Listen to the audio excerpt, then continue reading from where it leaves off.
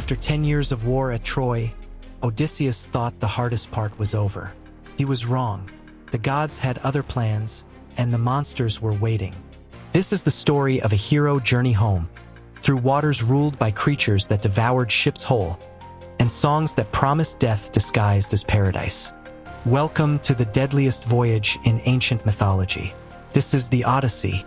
Our tale begins on Aea, the island of the sorceress Circe.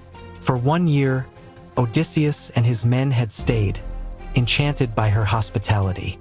But Odysseus' men grew restless. They reminded their captain, "We must remember home. Remember Ithaca. Remember your wife and son." Circe knew this day would come. She called Odysseus to her chambers and revealed the horrors that awaited him on the journey ahead. First, Circe warned, "You will encounter the Sirens, creatures whose songs lure sailors to their deaths on the rocks.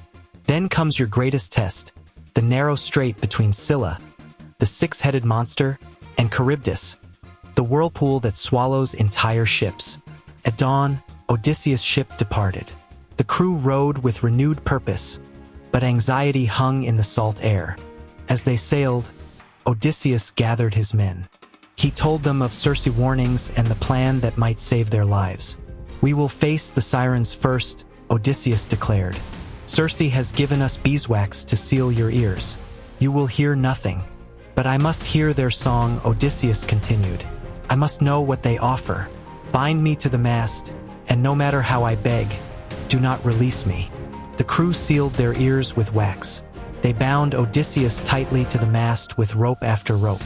The test was coming. The waters grew eerily calm. A strange mist appeared on the horizon. Then, in the distance, the island of the Sirens. The Sirens appeared, creatures with the faces of beautiful women and the bodies of birds, perched upon the bone-white rocks of 1,000 shipwrecks. Then came the song. It was the most beautiful sound Odysseus had ever heard, promising knowledge, glory, and rest from all his struggles. "Odysseus, come to us," they sang. "We know everything. We know your pain. We can give you peace." Odysseus screamed for his men to release him. He begged, threatened, and wept. But his crew, deaf to both his pleas and the deadly song, rowed on. The ship passed the island. The Sirens' song grew fainter. Odysseus' rage turned to exhaustion, then to relief. They had survived the Sirens. But Circe's warnings echoed in Odysseus' mind. What comes next is worse. Dark clouds gathered ahead. The sea began to churn. They were approaching the strait, the most dangerous passage in all the ancient world. On one side loomed a towering cliff face. Within its cave dwelled Scylla, a monster with 6 serpentine necks, each head bearing rows of razor teeth. On the other side, the water itself was the enemy. Charybdis, an immortal whirlpool that sucked down ships and sea monsters alike, 3 times a day. Circe had told Odysseus the terrible truth. You cannot avoid both. You must choose which monster will claim your men. Odysseus made his choice. Better to lose 6 men to Scylla than risk losing the entire ship to Charybdis abyss. He ordered his crew to row close to Scylla cliff. He armed himself with spear and shield, ready to fight the monster, though he knew it was hopeless. But he told his men nothing. They rowed in ignorance, not knowing some of them had only moments to live. The ship entered the strait. The roar of Charybdis filled the air, a sound like the earth itself splitting open. Every man's eyes were drawn to Charybdis. The whirlpool was hypnotic, terrifying, a gateway to the depths of Tartarus itself. No one was watching the cliff. That was Scylla's advantage. She struck like lightning. 6 serpentine necks shot from the cave, each head snatching a screaming sailor from the deck. Their screams echoed through the strait as Scylla dragged them up to her cave.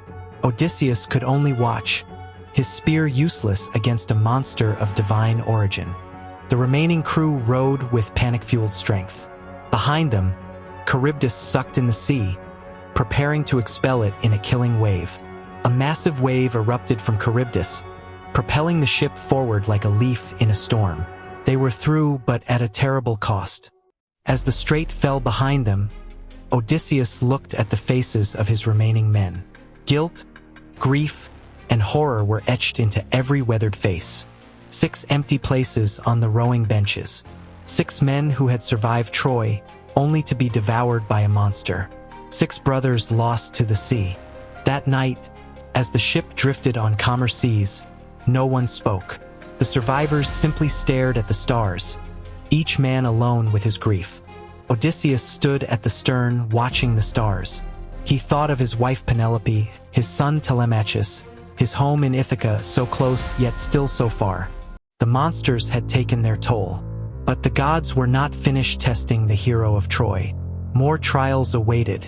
Yet Odysseus would endure. He had to. For every man who sailed with him, for every life lost on this cursed journey, he would see Ithaca again. The tale of Odysseus and the monsters has echoed through 3,000 years. But why? What makes this story immortal? The sirens represent temptation, the beautiful lies we tell ourselves, the easy paths that lead to destruction. They promise us everything we want to hear: knowledge without effort, peace without struggle, victory without sacrifice. Odysseus' solution was wisdom. He acknowledged his weakness. He knew he could not resist alone, so he created systems to protect himself. Scylla and Charybdis represent the impossible choices life forces upon us, decisions where every option carries a price. Odysseus chose action over paralysis. He accepted loss as the price of survival. He made the hard choice and carried its weight. This is why Homer's Odyssey survives. Not because of monsters and magic, but because of the humanity at its core.